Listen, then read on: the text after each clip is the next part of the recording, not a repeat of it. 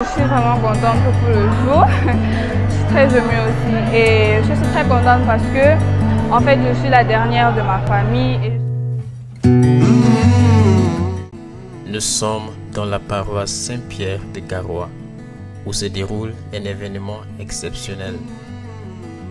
Mais de quoi s'agit-il réellement? L'Église universelle nous donne l'occasion de célébrer un mystère fondamental dans notre vie de foi.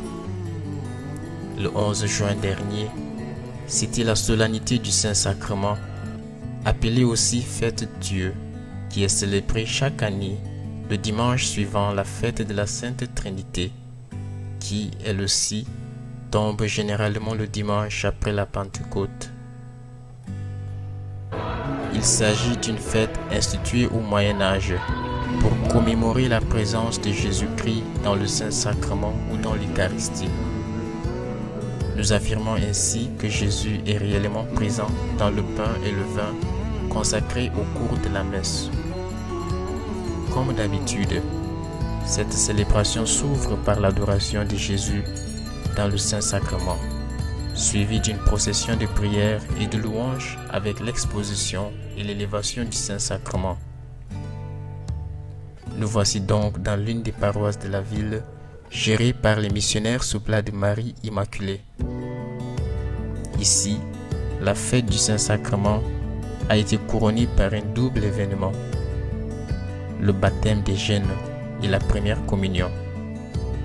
Sans aucun doute, il s'agit d'un jour tant attendu par les candidats.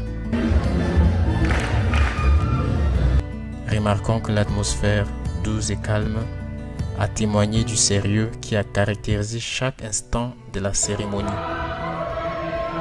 La participation active des fidèles à la messe et le climat de prière qui régnait sont admirables. Avec les saints et les anges du ciel, toute l'Église a imploré la bénédiction de Dieu sur ceux qui allaient recevoir les sacrements. Pour qu'il te plaise, Seigneur, de faire vivre de ta vie, par la grâce du baptême, ceux que tu as appelés. Tous vêtus de blanc, la joie et la fierté qui se dégagent de chacun des visages des nouveaux baptisés sont visiblement remarquables.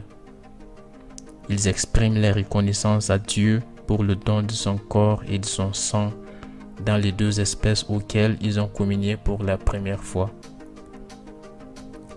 Devenus enfants de Dieu, le baptême devient pour eux un défi, celui d'être un signe visible de l'amour du Christ dans ce monde en désarroi.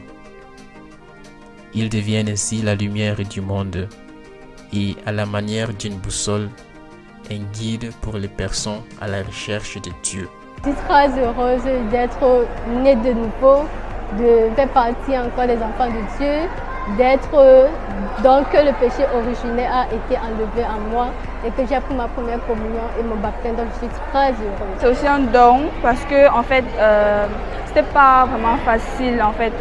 3 années, tu pars à la catéchèse à 15 h, tu es là, en fait tu te sacrifies, tu laisses certaines choses à la maison, tu viens à la catéchèse parce que tu aimes Dieu, parce que tu veux entrer dans la famille de Dieu et c'est pour ça en fait je suis très contente et on rentre à la maison. Je sens que le Christ est vraiment en moi.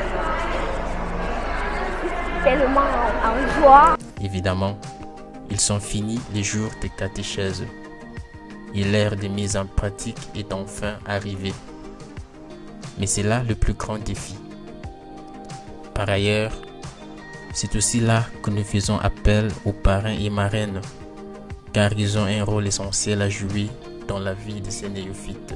Être un parrain, c'est d'accompagner ce jeune, de l'accompagner dans la vie spirituelle, en le prodiguant des conseils et surtout d'être un bon exemple, comme l'évangile de ce jour. J'aimerais être parfait pour cette petite qui puisse suivre mes pas, puisque je suis comme un parent pour lui. En étant marraine, ça m'a beaucoup aidé, donc ça m'a donné plus de responsabilités, en sorte de conduire ma fiole vers une bonne route, en sorte de lui conseiller, lui donner certains conseils utiles dans la vie.